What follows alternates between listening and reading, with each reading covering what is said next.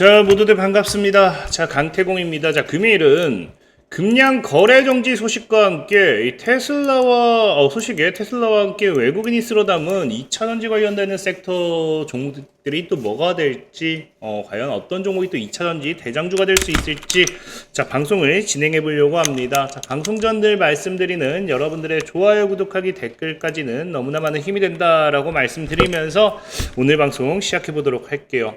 자, 일단은 우리가 이제 2차 전지주를 좀 봐야 되는 이유 중에 하나는 지금 현재 뉴욕 증시를 보면 여러분들이 좀 어느 정도 이해를 해 보실 수 있겠죠. 자, 보다시피 일단 뉴욕 증시가 전체적으로 굉장히 많이 상승했습니다.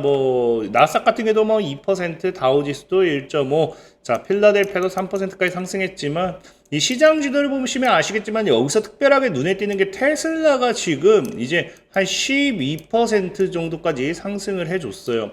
그러다 보니까 사실상에 지금 뉴욕 증시를 견인한 건 어찌 보면 테슬라가 될 수도 있다라고 생각할 수도 있는데, 사실 테슬라만의 문제는 아니고 지금 보다시피 아마존이라든지 엔비디아, 구글 이런 기업들도 같이 상승해줬기 때문에 전체적인 호재에다가 또 플러스 알파가 나와주면서 테슬라가 급등을 했다라고 좀 보셔야겠죠.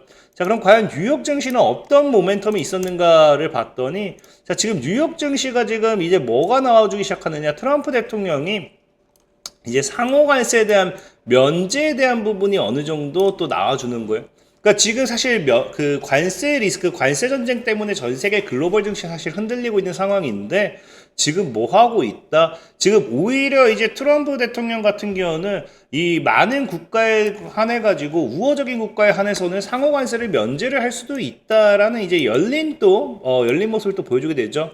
그러면서 지금 실질적으로 이제 현대차 같은 경우 오늘 또 이슈가 됐던 게 이런 우호적인 모습을 직접적으로 보여준 그런 대표적인 기업이지 않나 싶습니다. 그래서 현대차가 향후 4년간 약 31조 원에 달하는 이 규모에 대한 투자를 계획을 발표를 함으로써 거기에 대한 이제 현대차에 대한 부분도 관세 면제 관련되어 있는 부분도 나와주고 있고요. 그러면서 이게 추가적으로 플러스 알파적으로 이제 또 어떤 호재까지 나와줬느냐, 이제 PMI 지수죠. 이제 PMI가 결국에 53.5에 달하는 이런 부분과 함께 53.5라는 건 그만큼 이제 또 경기가 확장되었다라고 보는 거겠죠. 그러니까 사실 뉴욕 증시 자체가 이제 지금 긍정적인 시그널이 굉장히 많이 나와준다라는 거예요. 그래서 여기에 마지막에 사실 쐐기를 박아줄 수 있는 게 이제 곧 있으면 발표할 이제 PCE 지수까지 만약에 어느 정도, 사실 이 아래로 내려오는 게 제일 베스트긴 하지만 어느 정도 양호적인 흐름을 가져가 준다라고 하면은 제가 보는 관점에서는 4월부터는 다시 한번 증시에 강한 상방 흐름을 또 가져갈 수 있지 않을까. 특히나 지금 현재 우리가 이 나스닥 차트만 본다 하더라도 다 전체적인 차트가 비슷하게 생기긴 했지만 하나하나 다 뜯어보기에는 시간이 걸리니까 나스닥 차트만 보고 간다 하더라도 지금 어떤 식으로 진행이 돼요? 제가 늘 말했지만 전에 있던 고점대를 지금 찍어 누르고 반등이 나오는 그런 모습대가 나와주면서 오히려 전고점 터치 이후에 우상향하는 N자형 파동을 만들어줄 수도 있다는 겁니다.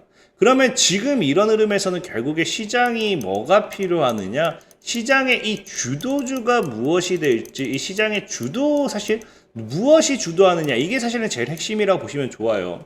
그래서 지금 시장에서 이제 과연 나스닥을 포함한 뉴욕 증시를 주도한 게 무엇이 될까를 봤을 때 우리가 사실 테슬라를 빼놓을 수가 없다고 이야기할 수 있는 게, 테슬라의 차트를 보시면 거의 비슷하게 흘러가는 모습입니다. 이런 과감하게 하락을 만들어내고 밑꼬리를 만들어주면서 상방 흐름 잡아주는, 자, 그러면서 동시에 이제 나스닥의 이 반등과 함께 테슬라 역시도 아까 얘기했다시피 뭐하고 있다? 급등이 나와줬다라는 거죠. 사실 테슬라뿐만 아니라 리비안이라든지 2차 전지, 전기차 관련되어 있는 섹터들이 테슬라와 함께 같이 움직여주는 모습을 보였기 때문에 앞으로의 사실 전기차 관련되는 섹터들의 또 흐름, 반사익이 또 기대되지 않나 생각해 볼 수 있는 거고요. 이런 테슬라가 상승할 수 있었던 가장 근본적인 이유에는 인도에서도 희소식이 나온 부분도 있어요. 보다시피 인도 관련해가지고 지속적인 전기 자동차용 부품 조달과 관련 자동차 회사, 업체를 키우기 위한 테슬라와의 협력, 이런 이야기도 나와주고 있고요. 사실 중요한 건 어제 테슬라의 주가가 가장 상승할 수 있었던 모멘텀은 이거라고 생각을 해요. 이게 맞나 싶긴 하지만 테슬라가 지금 뭐 한다?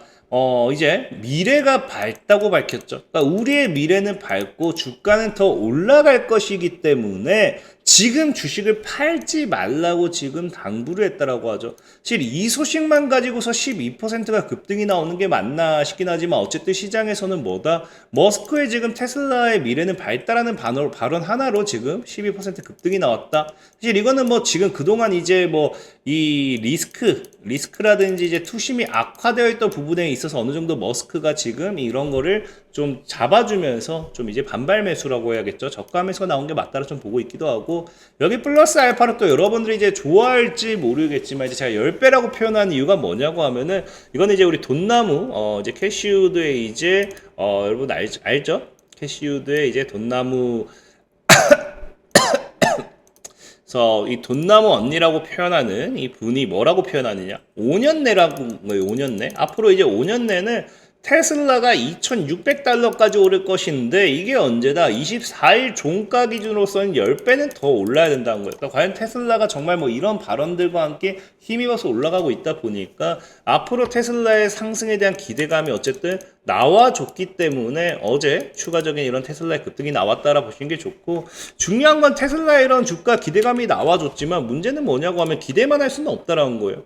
사실상 보면 알겠지만 어제 또 악재도 나와줬어요. 이게 악재라고 표현이 되나 싶지만 BYD가 뭐 하기 시작했다. 전기차 업체 최초로 연매출 1,000억 달러를 돌파했고요. 이게 테슬라를 추월했다라는 거예요. 그러니까 결과적으로 본다라고 하면은 테슬라에게 좋은 내용은 아니죠. 그러면서 추가적으로 플러스 알파로 최근에 또 문제가 되고 있다 표현을 할 수 있나 모르겠지만, 이게 또 어느 정도 리스크가 있는 게 지금 최근 사직생의 메시지를 표현했던 이재용 회장이 뭐한다? 첫 글로벌적인 행보로서 중국을 찾아 나서는 거예요. 그래서 중국을 찾아 나서서 누굴 만났다? BYD 등 중국 전기차 업체 최고 경영진과 일단 회동에 나섰다라는 거예요. 사실 우리나라 삼성전자가 전 세계 글로벌적으로 얼마나 영향을 끼칠지는 뭐 지켜봐야 될 부분이지만, 어쨌든 이 테슬라를 놔두고서 중국의 전기차 시장을 찾았다는 것 자체가 과연 테슬라에게 좋은 내용일까라고 또 이거를 우리가 좀 생각을 해봐야겠죠. 실질적으로 이제 이 이재용 회장이 이제 테슬라 이런 전기차 뭐 찰 수밖에 없는 것도, 보통 통상 전기차에는 내연기관 차량보다 5배 이상 많은 차량용 반도체가 필요하기 때문에 이게 지금 전기차 업체가 큰 손인 게 분명해요. 근데 이거를 테슬라가 최우선이 아니라 중국으로 갔다는 게 사실은 이게 어느 정도는 조금 악재가 될 수도 있다 생각해보고 있고, 다만 이게 악재든 말든 뭐 BYD가 잘 나가주든 뭐 중국의 다른 전기차 업체가 잘 나가주든 어쨌든 전기차 업체가 전체적으로 잘 나간다는 것만큼으로도 뭐가 될 수 있습니까? 2차전지 업종들에게는 호재가 될 수밖에 없는 부분이고요. 자, 그런 관점에서 우리나라 국내 증시를 봤을 때도 사실 우리나라 국내 증시가 뭐였어요? 저항받고 죽었어요. 죽는다기보다 조정이 나왔어요. 그러니까 어제도 얘기했지만 지금 자리가 강한 저항 자리라고 말씀을 드렸죠. 그래서 강한 저항 자리에서 외국인의 매도 포지션이 나와주고 있고요. 근데 중요한 거는 이제 이런 그 저항의 흐름이 나와준 이유가 뭐 때문이냐? 반도체 업종들의 솔직히 약화된 모습. 원래 반도체 업종들이 좀 코스피 증시를 견인해줬다라고 하면은 지금 반도체 업종들이 뭐 하기 시작했습니까? 조금은 조정이 나와주고 있어요. 그래서 그 조정에 따른 이런 하락이라 보면 좋은데, 어쨌든 외국인이 이런 오늘 국내 증시를 팔았음에도 뭐 하고 있다. 어제 이제 테슬라가 뉴욕 증시를 견인했던 것처럼 우리나라 같은 경우는 어쨌든 코덱스 2차전지 산업 ETF에 지금 베팅을 하고 있는 만큼, 매수를 하고 있는 만큼 2차 전지주들이 그렇게 나쁘게 보일 건 없다라는 겁니다. 여기 물론 여러분들도 알다시피 최근에 우리나라 또 전기차 업종들이 또 좀 많이 투심을 악화시킬 만한 모멘텀이 또 급량이 또 상장 폐지 위기에 휩싸이게 됩니다. 그래서 이런 부분이 물론 악재로 작용할 수는 있어요. 금양 같은 경우는 이제 감사 의견 거절을 받으면서 상장 폐지 위기에 처했고요. 이 위기의 문제가 근데 결과적으로 놓고 보면 뭐냐고 하면요. 자, 보다시피 지금 1분기 부채 총계가 6,104억에서 지금 얼마로 1조 1,388억으로 이제 3분기까지 거의 2배 이상이 늘어나죠. 거의 2배 가까이 늘어나면서 이게 중요한 건 이거예요. 부채 비율이 2배 이상 늘어나도 돼요. 그만큼 자본이나 이런 것들이 내가 가진 게 더 많으면 되는데, 중요한 게 부채 비율로 측정했을 때 260%짜리가 1200%까지 올라갔다는 거예요. 굉장히 이게 자본 잠식의 우려가 크다라는 거겠죠. 그러다 보니까 금양 같은 경우가 지금 상장 폐지 위기에 휩싸인 거고, 여기 플러스 알파적으로 뭐 다른 사업의 이 사업 규모가 크게 줄어든 것들도 이런 금양의 이런 결국에 상장 폐기 위기까지 따라오게 되는 이유가 되겠죠. 근데 중요한 거는 어쨌든 여러분들 보면 알겠지만 금량이 상장 폐기 위기가 되고 이 감사 보고서가 이렇게 나와주고 사과문을 게시했는데 그 사과문에도 뭐라고 얘기하느냐? 지금 이렇게 거래 정지된 이유가 자산과 부채를 정상적인 사업 과정을 통하여 장부 금액으로 회수하거나 상환할 수 있다는 가정하에 회계 처리를 했는데 지금 유동자산보다 부채가 훨씬 더 많기 때문에 기업의 존속 능력에 유의적 의문을 제기하게 됐다는 거예요. 그러면서 지금 뭐 하겠다? 자본 조달을 최대한 빠른 시일 내에 투자 유치라든지 자본 조달을 해가지고 뭐 한다? 지금 이 거래가 재개될 수 있도록 노력하겠다는 거거든요. 어쨌든 이런 금량의 사태를 보면은 이게 무조건 2차 전지의 악재라고 볼 수가 없는 게 뭐냐고 하면 자 어쨌든 2차 전지 같은 경우는 전체적인 미래에 결국 뭐다? 필수적이라는 거예요. 필수적으로 이러나 저러나 2차 전지는 가지고 가야 되는 부분이고요. 전기차도 앞으로 이제 내연기관 차량이 없어지는 만큼 결국에 더 확대가 될 거고요. 로봇이라든지 AI라든지 이런 산업 영역에 있어서 드론이라든지 이런 영역에 있어서도 2차 전지는 더 많은 이 시장 규모가 더 커질 것들이 보인다는 거예요. 다만 문제는 뭐다? 금량과 같은 이런 자본 잠식 확률이 높고 이제 부채 비율이 많은 기업을 피하면 된다는 거예요. 그래서 오히려 오늘인가요? 오늘 같은 경우도 이제 보면 뭐 한다? 자, RM2 테크놀로지라는 기업이 사실 2차 전지의 직접적인 이런 모멘텀이라기보다 어쨌든 2차 전지 보호 부품 관련해가지고 2차 전지 관련되어 있는 매출을 가져가는 그런 기업에서 전기차가 되었든 로봇이 되었든 공급은 무궁무진하다라고 하면서 RM2 테크놀로지라는 기업이 있는데 이 기업 같은 경우도 외국인들이 최근에 이제 올해 한 해 지속적인 매수세가 들어올 만큼 꾸준하게 이제 올라가지고 있죠. 올해 계속 올라가고 있잖아요. 근데 중요한 거는 이 기업의 지금 부채 비율을 본다 하더라도 뭐였어요? 영업이익이 안 좋게 나오긴 했지만 전체적인 자산 총계 대비 자본이 더 많고요. 부채 비율 대비 자본이 더 많다라는 거예요. 그러니까 지금 우리가 2차 전지를 지금 투자한다라고 하면은 뭘 보면 되느냐? 외국인들이 사고 있는 거는 자본이 오히려 안정적인 부채 비율이 부채가 없다는 게 아니라 부채가 있다 하더라도 비율이 어마어마하게 많지 않은 그런 기업에 오히려 투자를 하고 있다라고 하겠죠. 그래서 지금 우리가 뭐 해봐야 되느냐? 지금 이제 우리가 배터리 관련된 이런 2차 전지를 산다라고 하면은 기본적으로 일단 뭘 봐야 돼요? 우리는 이제 로봇 전쟁을 생각해야 돼. 이제 전기차는 아니에요. 여러분들 알다시피 이 돈나무 언니가 테슬라가 앞으로 10배 갈 거다. 이것도 왜 이야기했어요? 테슬라는 이제 로봇 자율주행 기업이지 전기차 기업이 아니라는 거거든요. 그렇기 때문에 지금 이제 테슬라 같은 경우도 올해 뭘 얘기한다? 휴머노이드 로봇 5,000대, 내년에 5만 대 생산한다라고 이야기를 해요. 그럼 이제는 뭘 준비해야 되느냐? 이 배터리를 준비한다 하더라도 로봇을 봐야 된다는 거죠. 2차 전지 전기차가 아니라 2차 전지 로봇이라는 거예요.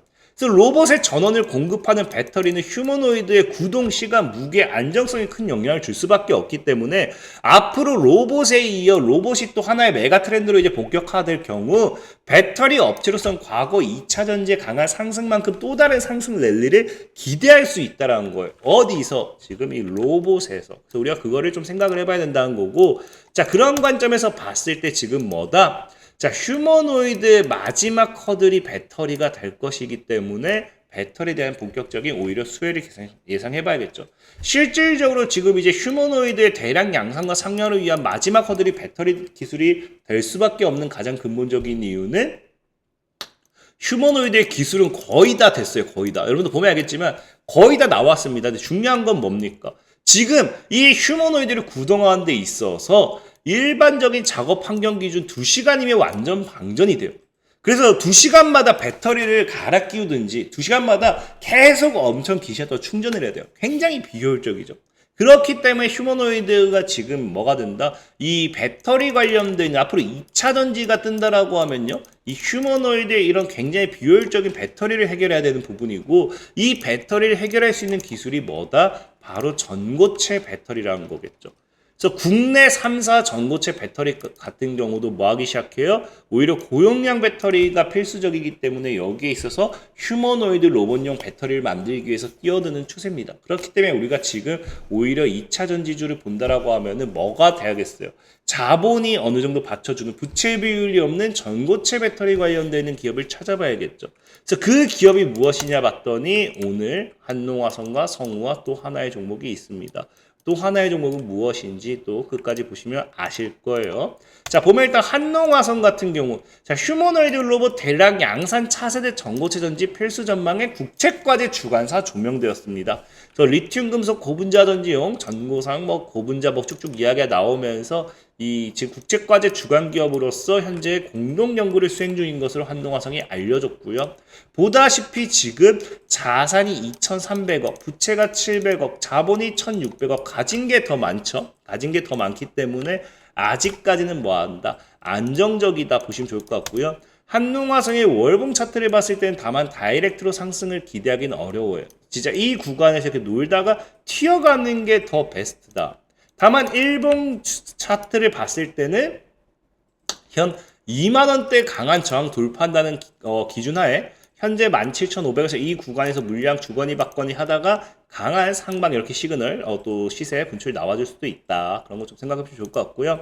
그래서 한농화성의 가격 전략, 이게 지금 제가 이걸 안 바꿨는데 어제가 레이저 옵텍이었죠. 그래서 한농화성의 가격 전략은 그래서 12,500에서 17,000원. 목표 가격이 25,000에서 30,000원 정도 보시면 좋을 것 같고요. 손절 가격은 10,000원 정도로 보시면 좋을 것 같다라고 말씀드리고요. 자, 두 번째로 이제 성우입니다. 성우 같은 경우는 실질적으로 테슬라 전기차에 이어서 휴머노이드 로봇 4680 배터리 밸류체인 합류 전망이 된다라고 하면서 과거에 이제 이슈가 받았고요. 자, 보다시피 지금 역시나 자산이 2,500억. 지금 이게 안 보이는 것 같은데요. 잠시 제 얼굴을 좀 내려주면. 자, 자산이 2,500억, 지금 부채가 300억으로서 자본이 어마어마하게 더 많죠. 그래서 지금 전혀 이 재무적으로 크게 문제된 부분도 없고요. 자, 월봉상 차트 봤을 때 하방 추세 찍고 지금 상방 추세 타고 있고요. 이 2만원대 돌파 나와주면 강한 상승 나와줄 거라 생각하고 있습니다. 자, 일봉 차트 봤을 때도 역시나 2만원대 돌파가 나와주는 삼각 수렴대 기대해 볼 수 있다. 자, 성우의 가격 전략에서 우리가 챙겨본다라고 하면요. 매수 가격 15,000에서 18,500원. 자, 목표 가격이 25,000원에서 4만원. 손절 가격 9,800원. 이 사이를 보시면 될 것 같다라고 좀 말씀을 드릴게요. 자, 그리고 마지막으로 이제 히든 종목 같은 경우는요. 자, 제가 이거를 뭐 안 알려드리겠다가 아니라 너무나도 저가형 스모켓 종목들이 저가형 스모켓 종목들이란 거는 주가가 크게 올라가는 대신에 뭐 재무제표라든지 시가총액이라든지 이런 것들이 좀 많이 안 좋겠죠. 그래서 이런 종목은 여기서 소개시켜드리면 괜히 뭐 욕먹는 경우가 많기 때문에 자, 텔레그램 늘 말하지만 영상 하다 이렇게 링크 남길 거예요. 링크 남겨서 들어오시면은 100% 무료로 이렇게 다 올려놓고 있어요. 그러니까 이걸 뭐 들어와가지고 다른 거 하라가 아니라 계시면 다 올려놓고 있으니까 무료로 확인 가능하시다. 그 다음에 단타 같은 경우도 보이죠? 강태공의 실시간 무료 단타라고 해가지고 단타 같은 경우도 무료로 또 진행해드리고 있어요. 주에 한 번이긴 하지만. 그래서 오늘 같은 경우도 보다시피 코어라인 소프트 바로 깔끔하게 우리 수익 실현했죠. 그래서 필요하신 분들은 영상 하단 링크 클릭하셔서 들어오시면 되겠다 말씀드리면서 오늘 방송 마무리하도록 하겠습니다. 자, 지금까지 강태공이었고요. 여러분들의 좋아요, 구독하기, 댓글까지 너무나 많은 힘이 된다 말씀드리면서 자, 모두들 안녕.